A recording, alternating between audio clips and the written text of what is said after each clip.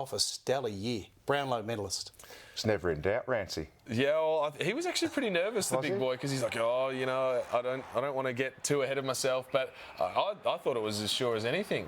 He had a super season, and it showed at the end everything that he won, and I loved his speech as well. It shows more of him, and he knows that he doesn't really like the limelight, but it really showed a good, humble side of him. Yeah. Richo, you may not remember him. You might, Alex. Anthony Koutoufides had a year, I think it was 1999 from memory, where he was clearly above every other player in the competition. I think it's fair to say that Dustin Martin had a similar year in his own way. Yeah, he did that. People do forget that year of Cooter. He was doing things that Dusty was doing this year. It was like the under-18s versus the under-12s, and Cooter was the under-18s, and that's what Dusty was like this year. He just looked an absolute class above. When I say it was never in doubt, the Brownlow, that was because Dangerfield had been rubbed out. Danger had a great year as well, but I just didn't see anyone else coming near those two, and with Danger being rubbed out, I thought it was a foregone conclusion, and he was fantastic on the night, Dusty. I'm so rapt for him. Yeah, we got to see a bit more of his personality as a teammate who sees him very closely on a daily basis.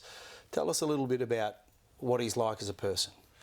His expressions don't come from words, they come more from actions. So over time, you get a more holistic picture of who Dustin Martin is, rather than a 15, half an hour, 2 hour conversation with him, because he's probably not going to give too much in that conversation verbally, but the loyalty he shows, he picks up Shea Bolton most mornings and takes him to training.